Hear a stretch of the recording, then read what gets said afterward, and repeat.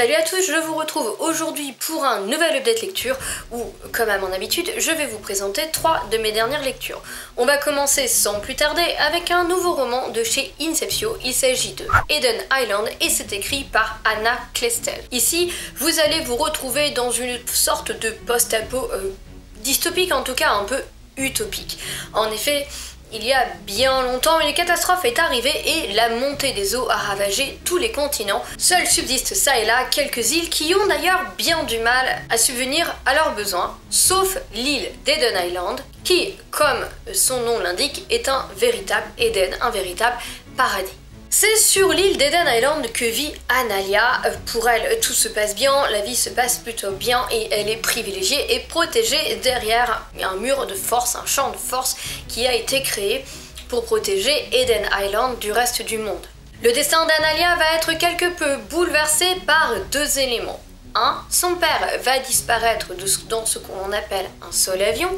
2. Le jeune Aylan va être amené sur Eden Island. Et oui, de temps en temps, les habitants d'Eden Island qui ont, on va dire, un visu sur les autres îles, qui peuvent entre guillemets espionner les habitants des autres îles, s'en vont à la recherche, n'ayons pas peur de le dire, de 109. À chaque fois, ils cherchent de nouvelles compétences et en fait, Aylan va être amené sur Eden Island parce que c'est un véritable champion de Solar Surf. Donc c'est une forme, puisqu'on est dans le futur, c'est d'anticipation, c'est une forme avancée de surf, c'est un véritable champion. On va donc l'emmener sur Eden Island pour ses capacités. Et Aylan va se retrouver au début à vivre dans la famille d'Analia. C'est un fait qui arrive de par le père de Aylan qui fait partie entre guillemets de l'armée, si je puis dire. Évidemment, tout ne va pas se passer très bien puisqu'il va y avoir des attaques sur l'île d'où vient Aylan, il va y avoir des attaques sur l'île d'Eden Island, etc. Vous imaginez. Et on va aussi parler de la rencontre de ces 2 personnages que tout oppose, comme d'habitude, et qui vont se retrouver liés. Et Analia, qui vit sur cette île utopique, va découvrir aussi un petit peu l'envers du décor. Ici, on a pas mal de sujets qui sont abordés, notamment le sujet de l'immigration. Et je dirais que c'est presque un petit peu trop, je dirais qu'il y a presque un petit peu trop de similitudes avec la réalité et que moi personnellement ça a parfois un petit peu gâché mon sentiment d'évasion parce que quand je lisais j'avais comme un sentiment de jugement par rapport à l'immigration, etc. Et c'est pas ce que je recherchais, vu que moi je cherchais vraiment à m'échapper et pas, voilà, pas forcément à réfléchir sur des sujets actuels. Après, ce que j'ai bien aimé par contre, c'est que tout est abordé, enfin pour le moment, je sais pas comment ça va se passer, mais il y a beaucoup de choses, vous n'avez pas vraiment de bon et pas vraiment de méchant, vous avez juste des points de vue différents. Vous avez une île qui essaye de survivre et qui explique que si elle accueille toutes les populations des autres îles, elles vont complètement imploser et qu'ils n'auront pas les ressources nécessaires et que finalement, au lieu d'accueillir tout le monde, il vaut mieux essayer d'apprendre aux autres à se débrouiller par eux-mêmes. Et vous avez les gens à l'intérieur de l'île qui voient des images sur leurs écrans qui montrent des gens qui s'échouent morts sur les plages parce qu'ils ont essayé d'arriver dans ce qu'ils estiment être l'Eldorado. Donc voilà, vous avez quand même les 2 points de vue en fin de compte peuvent se défendre, même si évidemment ça va au-delà, il arrive d'autres choses. Je dirais que dans une certaine mesure, chaque point de vue est défendable, même si comme d'habitude vous avez des choses qui se passent que l'on cache à la population.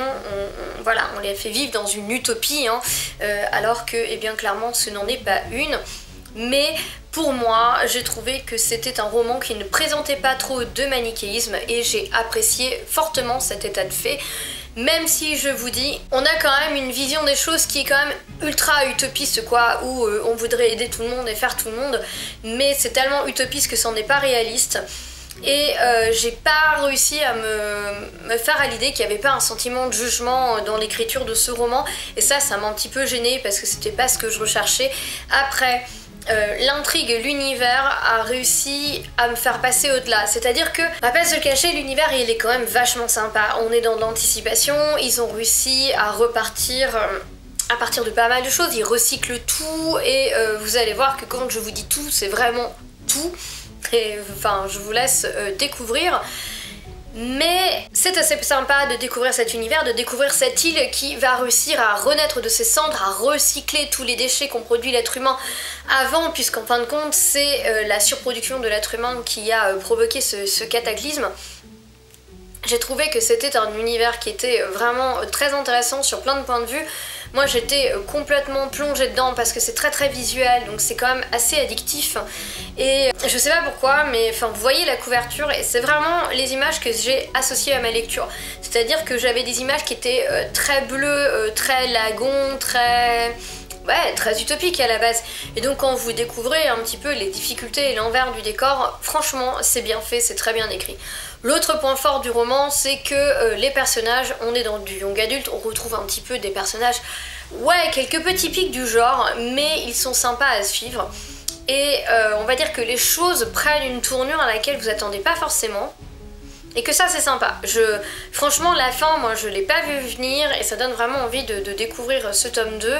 Et j'ai vraiment apprécié cette fin un petit peu en cliffhanger, il n'y a pas d'autre mot. Donc en effet, j'ai eu ce petit sentiment de jugement notamment sur certains sujets d'actualité comme l'immigration, où j'ai trouvé que les points de vue étaient assez utopistes, et, alors que c'est un débat un petit peu sans fin, mais l'univers propose, on va dire, un tel aboutissement, une telle originalité que j'ai su passer outre pour vraiment me plonger dedans et m'attacher au personnage. Donc c'est un très bon roman pour moi et je lirai la suite avec grand plaisir. On va ensuite changer de style pour arriver plus dans l'urban fantasy avec le tome 2 d'Ivy Wild écrit par Hélène Harper et paru aux éditions MMM Bookmark. Donc, vous le savez si vous me suivez, la découverte d'Ivy Wild a été pour moi excellente. J'ai adoré l'univers que nous a présenté l'autrice. On est dans de l'urban fantasy qui est vraiment drôle à souhait, où on va rencontrer des sorciers, des sorcières, et notamment donc Ivy Wild qui est une magicienne. En général, quand vous êtes magicien, vous allez dans une académie qui a un nom très pompeux et dont j'ai oublié le nom. Mais pour des raisons que vous découvrez au tome 1, Ivy Wild n'a pas suivi de cursus entre guillemets scolaire dans cette académie, donc elle n'a pas développé ses pouvoirs là-bas, elle est toujours restée en dehors à vivre comme une humaine. Cela ne fait pas d'elle une magicienne faible, cela fait d'elle une magicienne, enfin ça n'a rien à voir, elle est juste un peu partisan du moindre effort. Et elle va dans ce tome 2, encore une fois, se retrouver embarquée dans une aventure que j'ai trouvée extra. Ivy Wild, elle adore son canapé et sa série, son show préféré à la télé s'appelle Enchantement. Voyez-le un peu comme un Koh-Lanta où des gens qui ont des pseudo-pouvoirs vont avoir des épreuves à passer, vont s'éliminer les uns les autres, etc. C'est vraiment comme ça que je l'ai vu. Alors je regarde pas Koh-Lanta, mais je pense qu'on est à peu près dans ce style-là. Et s'il y a d'autres shows télévisés, je les connais pas. Je regarde pas la télé. Malgré tout, j'ai complètement adoré me plonger dans cet univers. Ça a été excellent pour moi puisqu'on va demander à Ivy Wild d'aller sur le plateau d'Enchantement. On lui a trouvé un petit job là-bas. Elle est coursière, alors ça elle apprécie pas trop parce que comme elle dit, dans coursière il y a course, elle a pas trop envie de courir toute la journée, mais ces quelques petits efforts valent le coup quand elle se dit qu'elle va aller sur le plateau télé de sa série préférée. Et on lui demande d'aller là-bas puisque il y a eu un meurtre sur ce plateau, mais les producteurs d'Enchantement ne veulent pas que l'ordre magique y foute les pieds, et comme Ivy ne fait pas partie de l'ordre magique, on va dire qu'ils font un peu des tours et des détours pour voir si tout va bien sur le plateau d'Enchantement.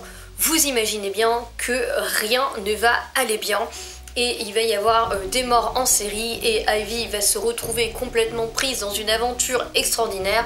On va retrouver le premier personnage du tome 1, le personnage de Winter qui est un mage mystérieux. Enfin, vous voyez déjà la romance se profiler entre les deux.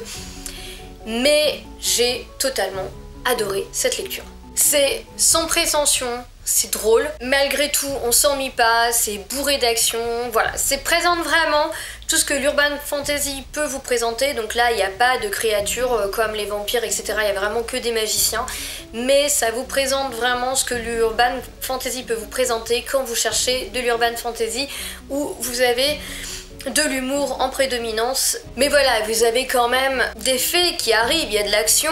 Le scénario, certes, c'est pas le scénario révélation de l'année 2021, mais il est là quand même, il est sympa, les personnages sont drôles, sont à mourir de rire, l'écriture elle est enlevée. Bref, j'avais besoin de quelque chose de frais, qui soit pas prise de tête.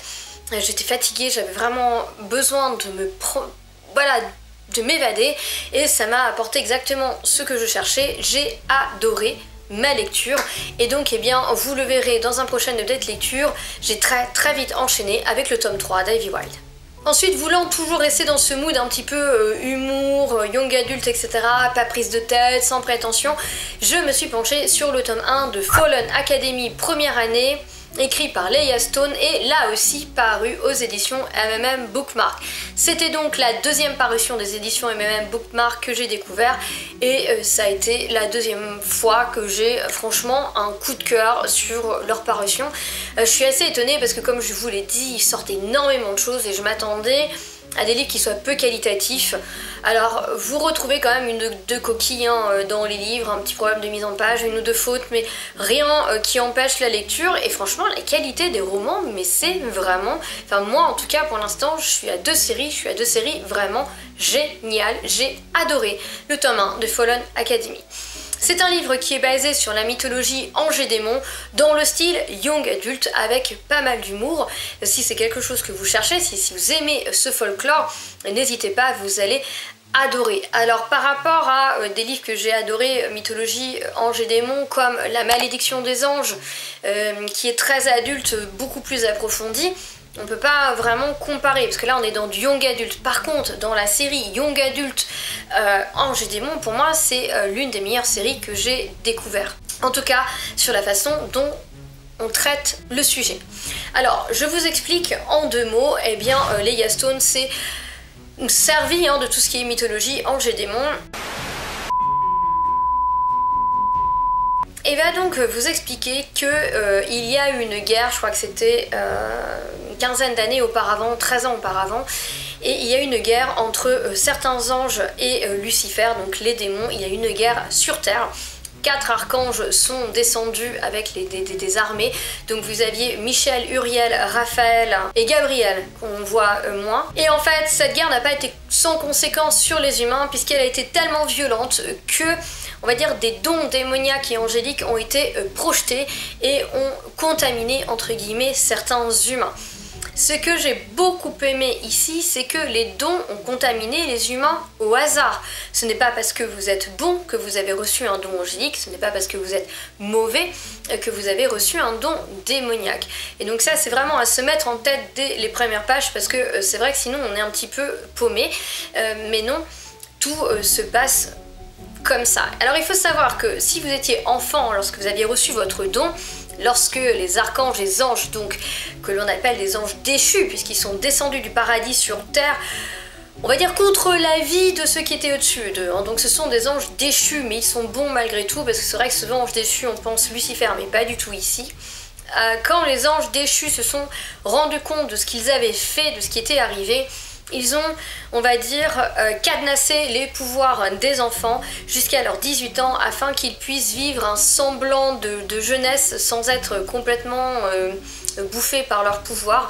Et lorsqu'ils prennent 18 ans, ils doivent subir la cérémonie de l'éveil qui va leur révéler leur don, que leur don soit angélique ou que leur don soit démoniaque. À partir de là, il y a 3 cas de figure. 1, vous n'avez pas de don. Dans ce cas-là, vous êtes un humain que l'on appelle un peu inutile.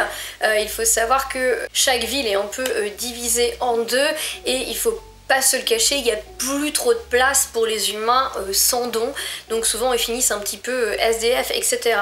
Ou alors vous avez un don qui soit démoniaque ou angélique, et auquel cas vous partez à la Fallen Academy, donc l'académie des anges déchus, qui va vous apprendre à maîtriser vos pouvoirs pour atterrir dans le bon camp, entre guillemets, le camp des anges déchus, afin de combattre les démons.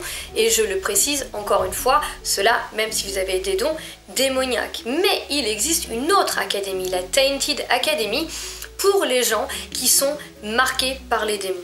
Et oui, parce que des fois certaines personnes ont passé des pactes avec des démons, ou vos parents ont passé un pacte, vous ont vendu ou quelque chose comme ça, et auquel cas vous avez une demi-lune marquée sur le front, marquée esclave de démons.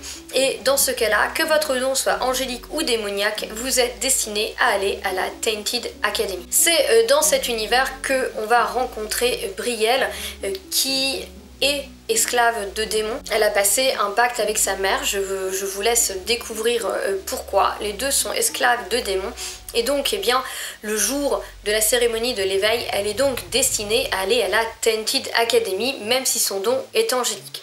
Mais voilà, il semblerait que notre jeune Brielle n'ait pas un don comme les autres. Évidemment, je ne vous en dirai pas plus. Et à partir de ce moment-là, l'un des anges déchus va se battre pour qu'elle intègre la Fallen Academy malgré tout. Évidemment, ça ne va pas se passer sans heurts, je vous laisse découvrir, c'est toute une partie de ce tome 1, mais on vous le dit hein, dans la 4e de couverture, et donc je ne vous spoil rien, et bien Brielle va finir par intégrer la Fallen Academy, où elle va apprendre à maîtriser ses dons quelque peu spéciaux, et aussi où il va lui arriver, il faut pas se le cacher, pas mal d'emmerdes. J'ai adoré cet univers de dingue. Sincèrement, le folklore a été super bien travaillé. Il m'a fallu quelques pages au début pour comprendre que la Fallen Academy, c'était pas que les dons angéliques, et la Tainted Academy, les dons démoniaques. Mais voilà, c'est vraiment quelques pages. Et une fois que vous avez compris ça, franchement, c'est génial, c'est top, il n'y a pas d'autres mots. J'ai adoré les persos. Vous êtes dans du young adulte. Ils n'échappent pas au code du genre young adulte, mais qu'à cela ne tienne, ils sont extra. Vous avez ce personnage que vous allez adorer détester puisque c'est la peste de l'école. Vous avez la copine qui est là pour être le personnage un peu badass, pétillante, faire rire, etc. Et vous avez le personnage de Brielle qui va être entraîné par un mec qui doit avoir fini d'ailleurs ses études et qui est ce qu'on appelle un céleste, qui a beaucoup de pouvoir et qui va donc l'entraîner. Au début évidemment ce sont les meilleurs ennemis avant de devenir les meilleurs amis.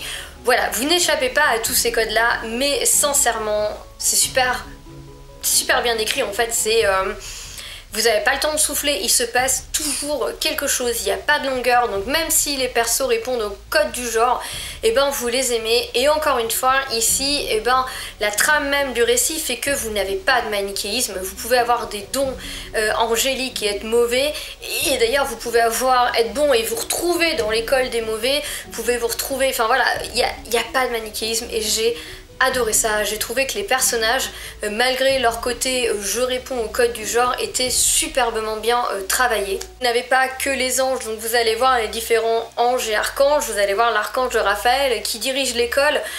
J'ai adoré le personnage, franchement j'ai adoré, enfin j'ai trouvé que l'autrice a réussi à instiller une personnalité à chacun des anges, des archanges et de ces personnages. Vous avez Lucifer, vous avez les démons, même le folklore des démons, elle l'a poussé, elle en a inventé plein parce qu'évidemment ils vont se battre contre des démons. Voilà, franchement j'ai trouvé que c'était hyper abouti, je me suis pris une claque, je m'attendais pas à ça. Et ça a été une excellente lecture, un véritable coup de cœur, que ce soit Ivy White ou Fallen Academy. Si vous recherchez des bouquins qui bougent, qui ont de l'humour, etc., sincèrement n'hésitez pas, sachant que Fallen Academy a un univers plus abouti que Ivy White. Fallen Academy, vous êtes dans du fantastique young adulte, mais vous avez un putain, il n'y a pas d'autre mot, un putain de folklore. Voilà les amis, j'en ai terminé avec ce nouvel update lecture. J'espère qu'il vous aura plu. À toutes et à tous, je souhaite une excellente journée, de très belles lectures et je vous dis à bientôt. Ciao, bye.